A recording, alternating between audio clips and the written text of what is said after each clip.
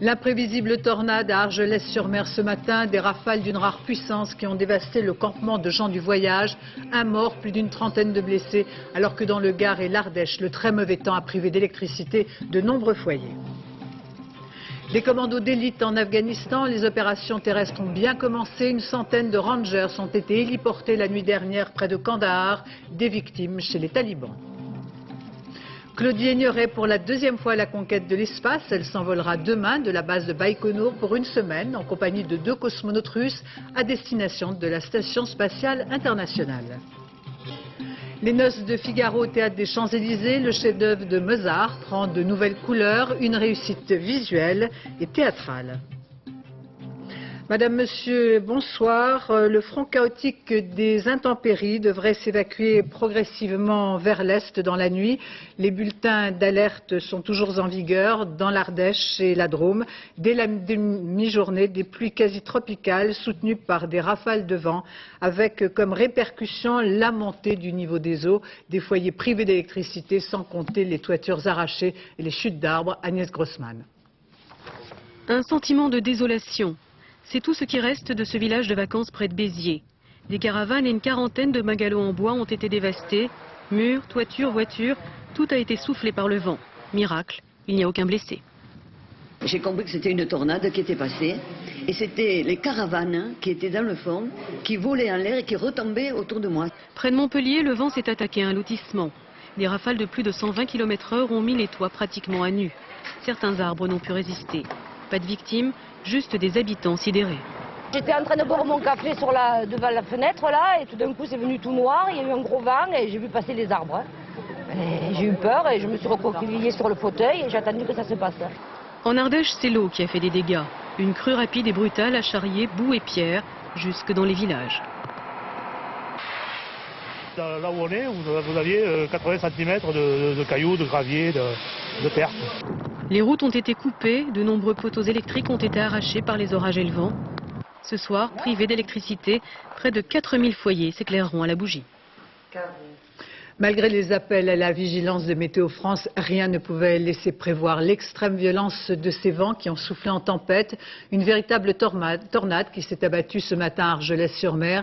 Des rafales tourbillonnantes accompagnées d'orages. Les dégâts sont impressionnants. Quant au bilan, il fait état ce soir d'un mort et de 35 blessés, dont 2 graves. Karine Comadi, Pascal Pense. Ils ne pourront pas récupérer grand-chose. 10 minutes de rafale à plus de 120 km/h ont suffi. Il ne reste rien de la trentaine de caravanes ou seulement des débris, comme cette paroi qui a volé jusque sur un fil électrique. Comme une bombe, un souffle. Un souffle, ça une bombe, un vent, un gros vent. Soulevée par le vent, cette caravane a fait 5 tonneaux avec tous ses occupants. On n'a plus que sauver notre véhicule, notre ça, le camion, la remorque, tout est parti. On n'a plus rien. Enfin, on a la vie, c'est le principal, comme on dit. Le matériel, ça change. De cet amas de ferraille et de plastique, les secours ont extrait un corps sans vie, celui d'un homme de 50 ans. 36 blessés, dont 5 graves, ont été traités sur place ou acheminés vers l'hôpital de Perpignan. Ici, c'était de la traumatologie, ce qu'on appelle la polytraumatologie, comparable aux accidents de la route, avec de multiples fractures, des contusions et des plaies. À 2 km alentour, la mini-tornade a tout emporté. Les mobil-homes ont été soulevés. Miraculeusement, les rares touristes n'ont pas été blessés. Il y a au moins 8 campings qui ont été touchés, à des degrés différents bien sûr, mais il y a 3 qui sont pratiquement ravagés à 4/5 du camping. La végétation bien sûr, mais aussi les mobil-homes, les caravanes qui étaient là et certains bâtiments. Dans cette salle municipale prévue pour l'hébergement, il y a plus de secouristes que de gitans. Les gens du voyage ne se laissent pas reloger facilement. Après le quadruple meurtre d'Athis-Mons dans l'Essonne il y a 15 jours, l'enquête s'accélère. Les 3 suspects interpellés hier seront déférés demain au parquet d'Évry. Le passé judiciaire de l'un d'entre eux est impressionnant. Il aurait signé de nombreux braquages pour lesquels il avait été interpellé et condamné. Celui que l'on appelle le Chinois avait été remis en liberté dans une dernière affaire en raison de la nouvelle loi sur la présomption d'innocence. Mathias Hillion, Alexandre Delaval. Athis-Mons, le 6 octobre dernier. 3 malfaiteurs abattent de sang-froid le propriétaire de ce café, sa femme et 2 de ses employés. Hier matin, le commando est arrêté en région parisienne. Dans cet hôtel, c'est le chef du groupe que la police surprend dans son sommeil. Jean-Claude Bonal, 49 ans, n'en est pas à son premier braquage. Fin 98, il s'attaque au bureau de change du Printemps à Paris et blesse 10 personnes dans sa fuite. Interpellé quelques semaines plus tard, il passe 2 ans en détention provisoire avant d'être libéré au début de cette année. Les policiers s'indignent. Mes collègues mettent des gens à disposition de la justice et quelque temps après on les retrouve dehors. Alors vous avouerez quand même que c'est un petit peu fort de café, sans compter les crimes que ces gens-là peuvent commettre à nouveau, y compris des crimes de policiers. Cerveau du braquage d'Atis-Mons, Jean-Claude Bonal pourrait également être impliqué dans la mort des 2 policiers au Plessis-Trévise mardi dernier. Ce jour-là, un seul malfaiteur est arrêté, Jamel Bessafi, une connaissance de Jean-Claude Bonal. Les enquêteurs attendent maintenant les analyses des prélèvements effectués sur place. Ils pourront alors déterminer avec certitude si Jean-Claude Bonal faisait partie du commando au Plessis le 16 octobre dernier. Dans une caserne de Poitiers spécialisée dans la destruction d'armements, 5 lance-roquettes sont portées manquantes. Du plus mauvais effet en ces temps troublés. Et malgré le plan Vigipirate, les autorités militaires que l'on sait peu bavardes ont pourtant décidé de s'exprimer. Plusieurs hypothèses sont envisagées. Reportage François Privat, Alain Darigrand. Voici le type de lance-roquettes anti-char dont on a perdu la trace à Poitiers. Les 5 armes, sans viseur ni munitions, sont manquantes depuis le 8 octobre dernier. Elles devaient être détruites derrière ces murs, ceux de la 14e base de soutien de matériel. Le seul endroit où en France, chaque année, des centaines de milliers d'armes partent en fumée ou en poussière. Les caisses sont comptées, puis les armes sont comptées, et cela se produit à de nombreuses reprises au cours de toutes les étapes qui vont du lieu de détention d'une arme jusqu'à son arrivée à Poitiers et sa destruction. En fait, on s'est aperçu que ces 5 armes manquaient avant leur destruction. On s'en est aperçu au moment où on s'apprêtait à les détruire. Voici filmé en juillet dernier le cœur de cette base où sont détruites toutes les armes réformées ou hors d'usage de l'armée française, ainsi que celles saisies par la justice. Un endroit classé confidentiel défense. Les armes y achèvent leur parcours par fusion, comme ici, ou écrasées par d'énormes presses, comme cela devait être le cas pour plusieurs centaines de lance-roquettes ces jours prochains. Le stockage n'assure pas une sécurité suffisante et la destruction nous assure que ces armes ne reviendront pas sur des circuits parallèles. C'est-à-dire en fait dans des trafics d'armes. Oui, tout à fait. Les lance-roquettes, appelées à tort bazooka, sont prisées par le grand banditisme pour des attaques contre des fourgons blindés. Une arme également saisie à Béziers en septembre dernier, chez le forcené qui, lors de sa cavale, avait assassiné le chef de cabinet du maire de la ville. Venons-en à la riposte américaine en Afghanistan. L'heure n'est plus au sous-entendu. Le Pentagone non seulement confirme la présence de commandos d'élite, mais fournit des images que vous allez découvrir. Durant ces dernières 24 heures, les forces spéciales ont donné l'assaut dans le sud du pays. Elles visaient un bâtiment notamment utilisé par le Mollah Omar. Par ailleurs, confirmation des autorités militaires américaines d'un certain nombre de victimes chez les talibans. Yann Franti. Et maintenant, vous allez découvrir les troupes parachutées depuis un avion C-130 et rejoignant leurs objectifs dans le sud de l'Afghanistan. C'était il y a un peu moins de 2 heures, en direct sur toutes les chaînes américaines.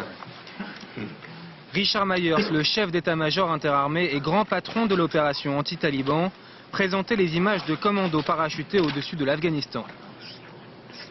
Des commandos filmés, nous dit le Pentagone, quelques minutes avant le début des opérations. D'abord, ces hommes préparent leur pactage. Puis ils embarquent. Enfin, ces commandos au sol se déploient et prennent le contrôle bâtiment par bâtiment de ce qui nous est présenté comme un aéroport. Peu ou pas de combat à l'image.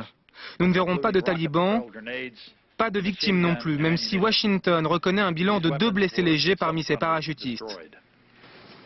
Le Pentagone n'hésite pas à nous montrer cette prise, quelques armes, des lance-roquettes et une mitrailleuse abandonnées par les milices talibanes. L'autre objectif visé par les forces spéciales, une des résidences du Mollah Omar, près de Kandahar. Al Jazeera, la chaîne du Qatar, fait état de premiers combats au sol à proximité de cette montagne. Mais les commandos américains sont repartis sans avoir réussi à intercepter le chef suprême des talibans. Pas d'image en revanche de l'hélicoptère qui s'est écrasé aux environs de Dalbandine, une base pakistanaise. C'est là que sont morts les 2 premiers soldats américains de l'opération Liberté immuable. C'est un Black Hawk utilisé normalement pour le sauvetage des troupes au sol qui se serait écrasé. Et alors que les raids aériens continuent, le Pentagone annonce ce soir la poursuite des opérations terrestres. Et pendant ce temps-là, toujours en Afghanistan, les forces de l'opposition aux talibans mobilisent par centaines des combattants dans la région au nord de Kaboul. Ils ont une foi et une détermination sans faille. La victoire est là, à portée de main. Ils se disent prêts à prendre Kaboul. Mais d'abord, le recueillement, 40 jours après l'assassinat de leur chef, le commandant Massoud. Reportage Dominique Derda, Franck Brisset. 40 jours après la mort du commandant Massoud, c'est la fin du deuil. Sur les hauteurs de Saritcha, ses fidèles viennent se recueillir autour de la tombe de celui que l'on appelait avec respect et admiration le lion du Panchir. Pour tous, Massoud était bien plus qu'un chef militaire ou un fin politique, un modèle. Il était comme un père pour nous, un père qui enseigne à ses enfants la différence entre le bien et le mal, et dont aujourd'hui nous tentons de suivre l'exemple. Orphelins, les combattants de l'Alliance du Nord le sont cruellement, et si chacun se régale des traditionnels agapes, tous mesurent combien leur manque désormais la sagesse, mais aussi l'audace de leur commandant. Sur les lignes de défense du front anti-taliban, à une trentaine de kilomètres de Kaboul, on attend toujours et avec impatience que tombent les premiers missiles américains sur les positions toutes proches de l'adversaire. Mais l'Amérique pour l'instant préfère frapper ailleurs, au nord, au sud, comme si l'on craignait à Washington que les hommes de l'Alliance du Nord se lancent à l'assaut de la capitale. Dans le camp militaire de Jabal Sarraj, le général Afzal Aman tient à rassurer ses soldats. Nous sommes depuis toujours, dit-il, les garants de la liberté et de l'indépendance de l'Afghanistan. Rien ne se fera sans nous et sans nos frères. Il y a dans ses hurrahs et ses cris de victoire comme un avertissement. À une soixantaine de kilomètres au nord de Kaboul, nous rejoignons donc Dominique Derda. D'après vos dernières informations, il semblerait que la stratégie américaine soit de s'appuyer pour le moment davantage sur les Ouzbeks au nord et les Pashtuns au sud, en laissant de côté les hommes que dirigeait le commandant Massoud. Oui, absolument. L'Alliance du Nord, qui se bat depuis 6 ans contre les talibans et les milices d'Oussama Ben Laden, craint aujourd'hui que cette légitimité historique soit purement et simplement ignorée par les États-Unis. Au nord de l'Afghanistan, dans la région de Mazar-i-Sharif, le général Dostum, qui a à ses côtés des agents de liaison américains, est certes un membre important de l'Alliance, mais c'est avant tout un Ouzbek. Au sud, ce sont les chefs de tribus Pashtuns que des membres des forces spéciales américaines tentent de convaincre de se détourner des talibans. Bref, beaucoup ont ici la conviction que les États-Unis et surtout le Pakistan n'ont absolument aucune envie d'ouvrir la route de Kaboul aux forces de l'Alliance du Nord en bombardant les positions talibanes. On sent donc monter ici une certaine frustration, une certaine mauvaise humeur, ce qui faisait dire il y a peu au docteur Abdullah, le porte-parole de l'Alliance du Nord, d'une façon sans doute un peu irréaliste, eh bien que ces troupes n'avaient absolument pas besoin du feu vert de Washington pour se lancer à l'assaut de la capitale. Merci Dominique Derda. Le parachutage de soldats d'élite pour des opérations commando la nuit dernière a été, je vous le disais, confirmé par le Pentagone. Mais ce matin, au Pakistan, rien n'avait encore vraiment filtré de ces combats, comme le montre ce reportage de Philippe Rochaud et Sylvain Guillaume. L'accident de l'hélicoptère américain est annoncé en première page des journaux pakistanais, en même temps qu'une tentative de coup d'État qui aurait eu lieu au sein de l'armée américaine. L'information est fragile ici. Une bonne moitié des Pakistanais et des Afghans de Peshawar sont persuadés que ce sont les talibans qui ont abattu l'hélicoptère américain. Les talibans ont eu raison. Quand on fait la guerre, tout est justifié. Cet hélicoptère qui a été abattu par les talibans, c'était justifié. Il y a tellement de gens qui ont été tués en Afghanistan. Alors difficile de faire la part de vérité dans les rédactions des journaux pakistanais du matin qui eux aussi annonceront l'événement à la une. C'est la première fois qu'on apprend ces opérations terrestres à partir du Pakistan et la présence de troupes américaines. Or, tout ce qui concerne les activités des forces américaines ici est tenu secret. Les autorités ne sont pas très amicales quand il s'agit de donner des informations sur ce sujet. C'est par la presse écrite, mais aussi et surtout par les rumeurs que les Pakistanais et les Afghans réfugiés ici sont informés des événements qui marquent les opérations militaires américaines en Afghanistan. La moitié des personnes rencontrées, 20 heures après la chute de l'hélicoptère américain, ignoraient encore l'événement. C'est nous qui l'avons appris aux marchands du bazar, qui du coup ont allumé la seule télé de la rue pour s'informer, sur une chaîne américaine, bien sûr. Et puis dans la capitale pakistanaise, l'explosion d'une bombe à l'aéroport d'Islamabad, un engin placé dans un sac repéré par les forces de sécurité qui a explosé sur un parking. Pour les autorités, il s'agit d'un acte terroriste dans ce pays où l'on craint des représailles des extrémistes opposés aux frappes américaines. La sécurité a encore été renforcée. Voyons à présent comment les Américains réagissent aux premières opérations terrestres à Washington, où se trouvent tous les monuments à la mémoire des soldats tombés au combat. Étienne Lénart a interrogé la rue. À des milliers de kilomètres du théâtre des opérations, la capitale américaine est entrée dans un week-end d'automne ensoleillé et calme. Peu à peu, les promeneurs qui avaient déserté les monuments nationaux par peur de nouvelles attaques terroristes ont retrouvé le chemin des musées et des édifices. L'intervention au sol des troupes américaines n'a surpris personne. À un moment ou à un autre, il faut bien mettre les mains dans le cambouis. On ne peut pas rester ici, appuyer sur un bouton et laisser filer ce type. Quelqu'un doit faire le sale boulot. Quand nos soldats vont être habitués au terrain là-bas en Afghanistan, ça va considérablement augmenter leurs chances de trouver Ben Laden. Dans un petit périmètre sont rassemblés ici les monuments qui commémorent les guerres de l'Amérique. Celle du Vietnam, par exemple, plus de 50 000 noms écrits ici comme autant d'hommages aux Américains morts pour une cause que le pays n'a pas toujours comprise. Cette fois, l'opinion publique semble prête à accepter l'idée qu'il y aura des victimes. Nous avons ici des monuments dédiés à ceux qui se sont sacrifiés. Les Américains veulent se sacrifier pour cette cause et évidemment nous sommes certains qu'il y aura des pertes. Quel que soit le nombre de victimes, il faut coincer ce cinglé. À plus de 90%, les Américains continuent de soutenir l'opération Liberté immuable. Et aux indécis, le président Bush ne cesse de rappeler que cette guerre contre le terrorisme a déjà fait de nombreuses victimes américaines. Plus de 52 000 le 11 septembre dernier. Et restons à Washington, Étienne Lénart, avec ces informations qui sont tombées il y a moins de 2 heures et qui font état, vous allez nous l'expliquer, de la présence à l'intérieur de la Chambre des représentants de traces de bacilles du charbon. Alors est-ce que cela veut dire qu'après le Sénat, c'est désormais un autre lieu symbolique du pouvoir américain qui est touché ? Oui, en fait, Béatrice, ces traces de bacilles de charbon n'ont pas été trouvées dans l'immeuble du Capitole lui-même. Vous savez que le Capitole rassemble le Sénat et la Chambre des représentants, qui est l'équivalent de notre Assemblée nationale, mais ils ont été trouvés dans un immeuble qui se trouve à quelques dizaines de mètres, où l'on trie le courrier destiné aux députés, donc aux représentants. Alors la question que se posent les enquêteurs est de savoir si la lettre qui contenait la poudre de bacilles de charbon a été ou non distribuée. Évidemment, cela semble peu probable dans la mesure où, vous le savez, la distribution du courrier au Capitole a été interrompue lundi lorsqu'il y a eu les premières lettres piégées à l'anthrax qui ont été envoyées à un sénateur. Alors maintenant, les recherches vont se poursuivre. Elles vont se poursuivre d'autant plus facilement que la Chambre des représentants a été fermée depuis jeudi et elle le sera jusqu'à mardi pour raison de sécurité.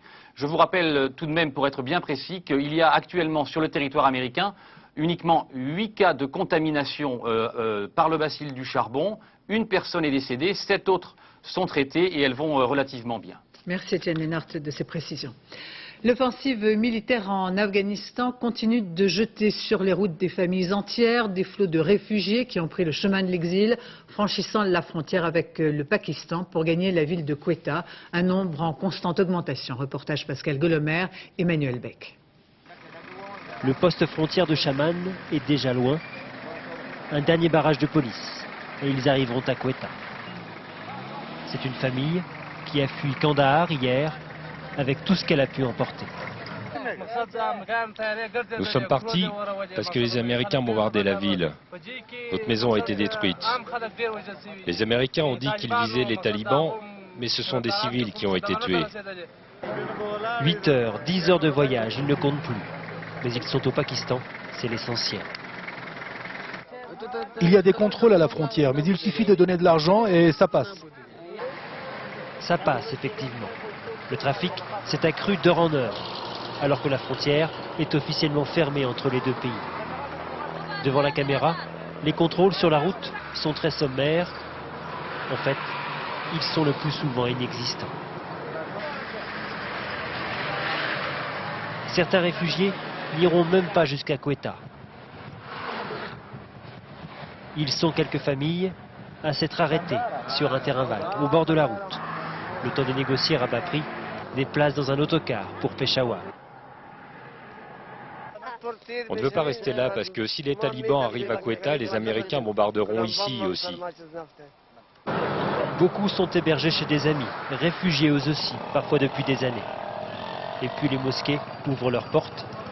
Celle-ci a vu arriver 20 familles en quelques jours, logées dans l'urgence. Si les Nations Unies veulent aider les gens, eh bien qu'ils viennent nous voir et ils verront ceux qui ont le plus besoin d'être secourus.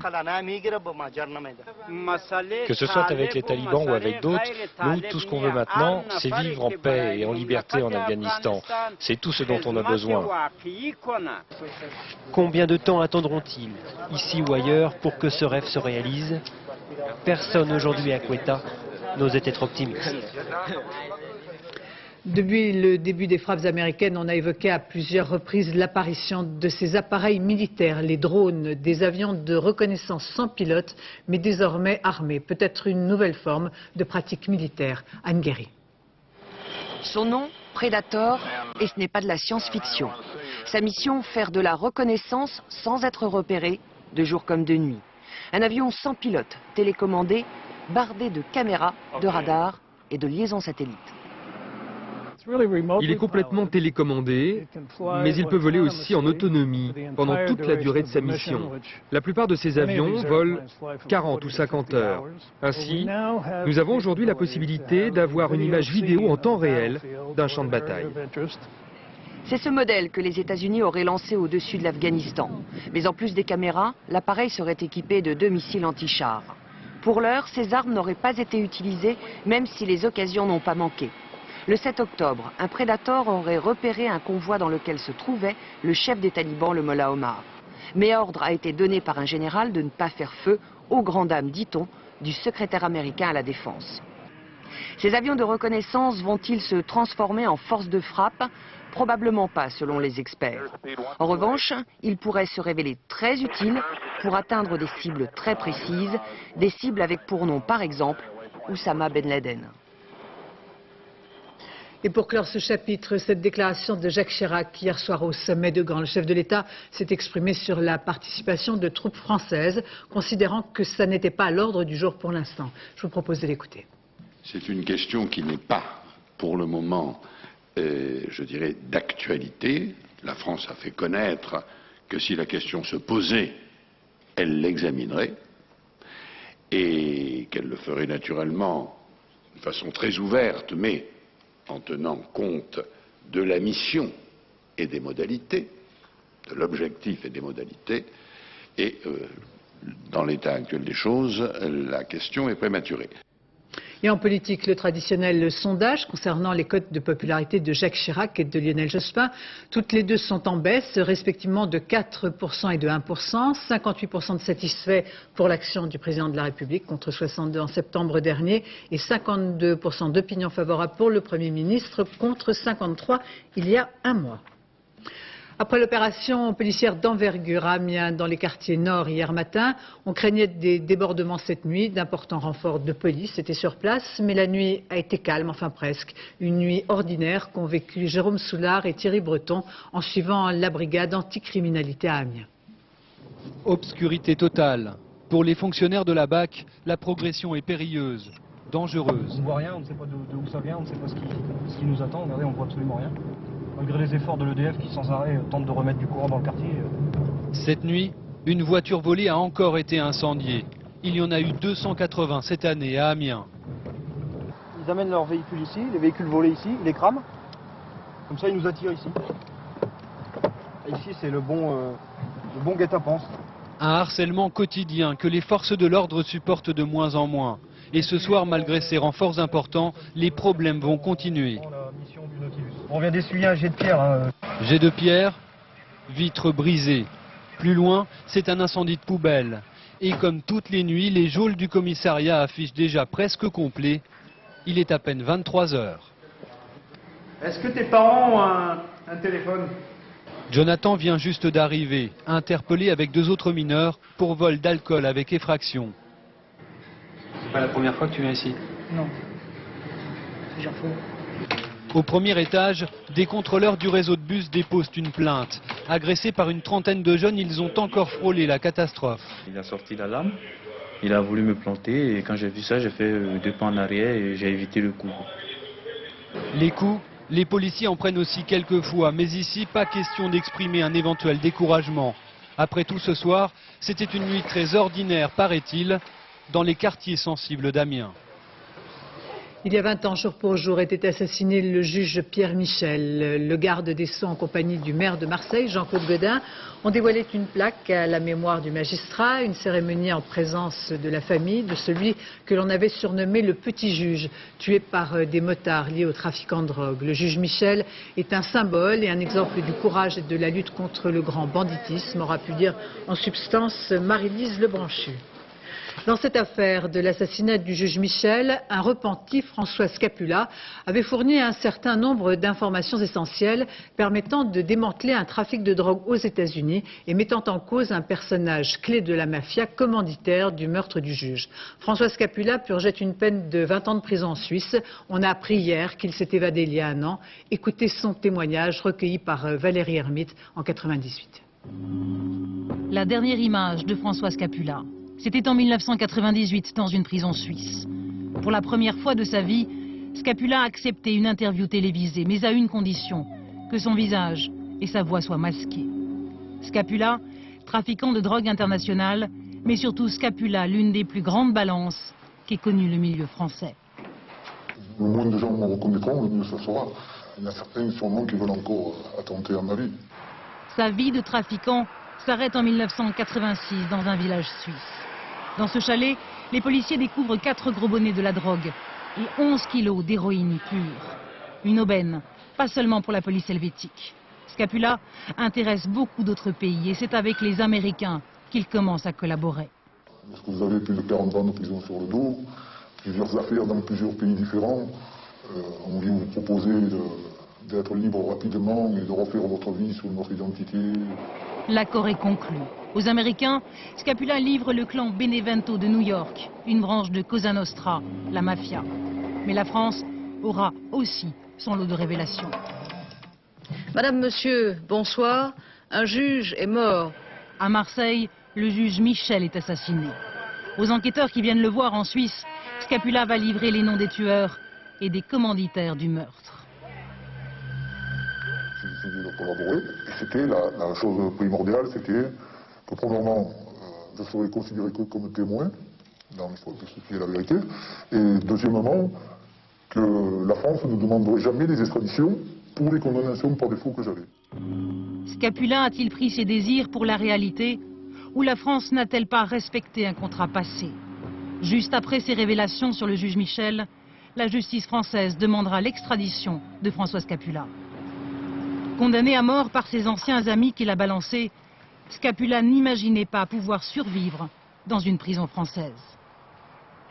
Faire de la prison en régime normal, parce que j'irais dans le central, c'est complètement irréalisable. Là, c'est comme si je signais une condamnation à mort. La France a officiellement ratifié une résolution européenne sur les repentis, mais ne l'a jamais inscrite dans ses textes de loi. Un vide juridique que Scapula a visiblement préféré régler à sa manière, en s'évadant d'une prison suisse. Une Française pour la deuxième fois dans l'espace. Claudie Aigneret, à la veille du décollage du vaisseau Soyouz depuis la base de Baïkonour, a hissé les couleurs de la France. Elle s'envolera demain pour une semaine, rejoignant la Station spatiale internationale.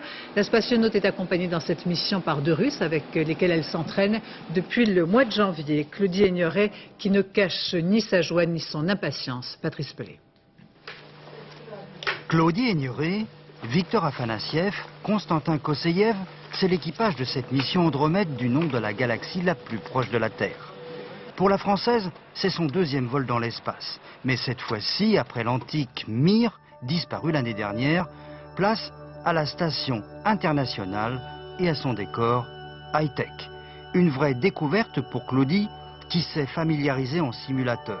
Là-haut, elle va planter, ou plutôt faire flotter le drapeau de la France. important pour la France de montrer sa présence à bord de la Station spatiale internationale.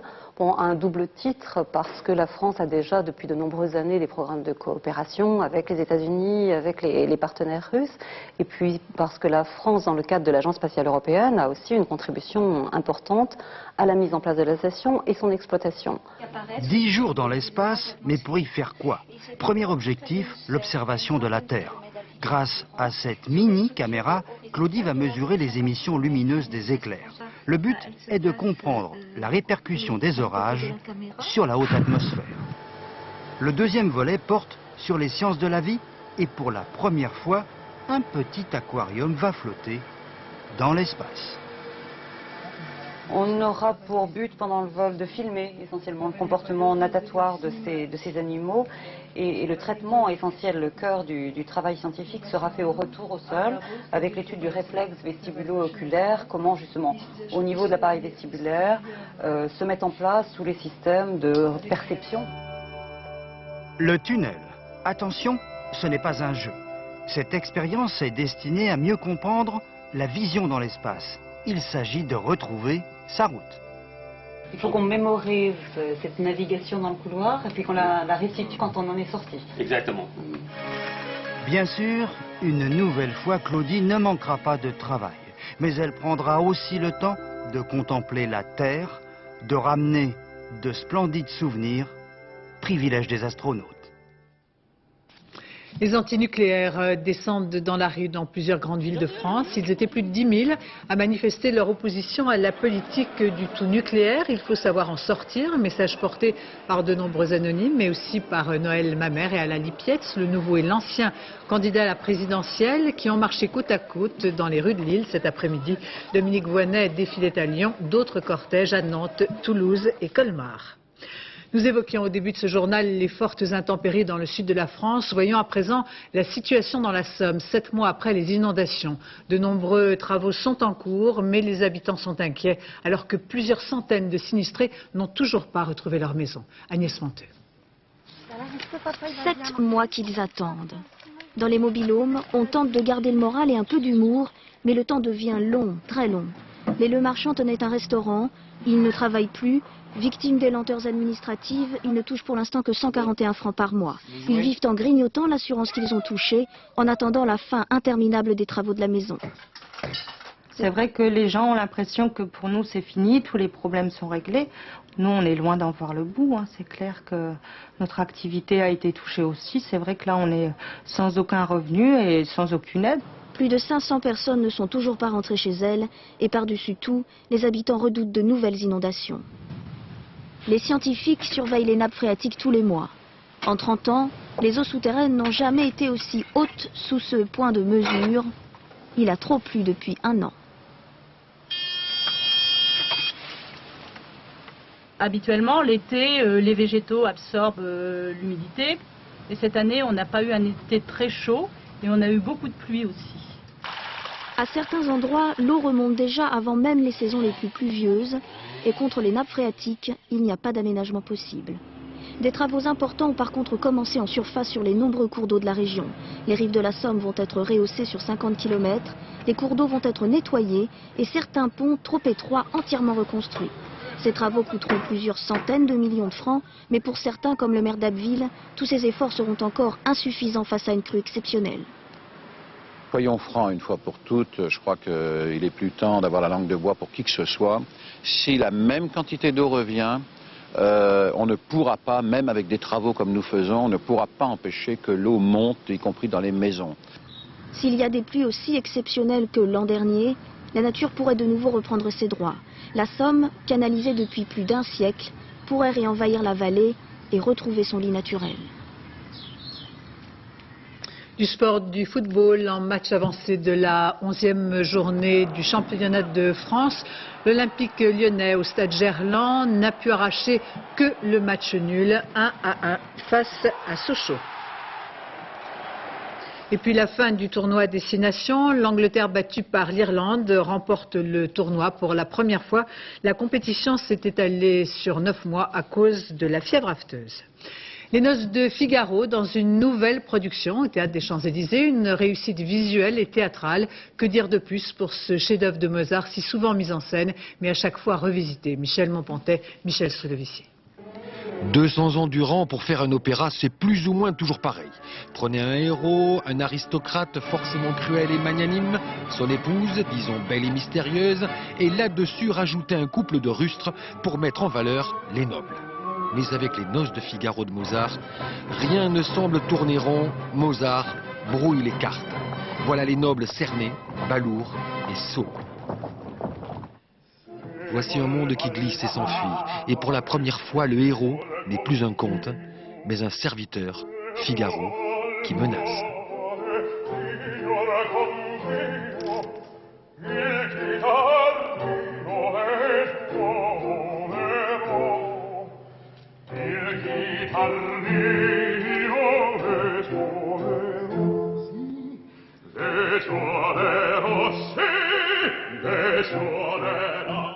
Nous sommes en 1786, la Révolution française gronde, les têtes vont bientôt rouler, mais Mozart, lui, préfère encore et toujours parler d'amour.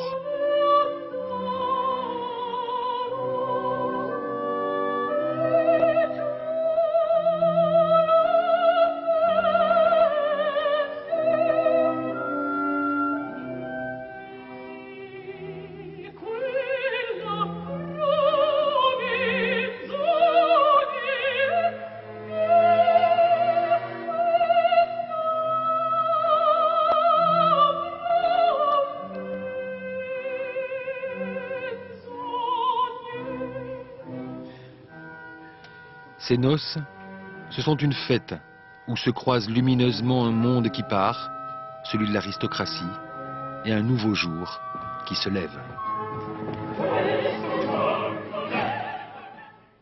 Ainsi se termine ce journal. Je vous en rappelle les deux principaux titres. L'imprévisible tornade à Argelès-sur-Mer ce matin. Des rafales d'une rare puissance qui ont dévasté le campement de gens du voyage. Un mort, plus d'une trentaine de blessés, alors que dans le Gard et l'Ardèche, le très mauvais temps a privé d'électricité de nombreux foyers. Ce soir, le préfet de la Haute-Loire a ordonné l'évacuation de 5 communes. Des commandos d'élite en Afghanistan, les opérations terrestres ont bien commencé. Une centaine de rangers ont été héliportés la nuit dernière près de Kandahar, des victimes chez les talibans. Dans un instant, la météo Nathalie Rioué, 20h55, Prima Donna, présentée par Sophie Davant et Patrick Sébastien. Demain à 7h, dans Thé ou Café, Catherine Sellac reçoit Sœur Emmanuel. Quant à moi, j'aurai le plaisir de vous retrouver dès 13h. Je vous remercie de votre attention. Excellente fin de soirée sur France 2.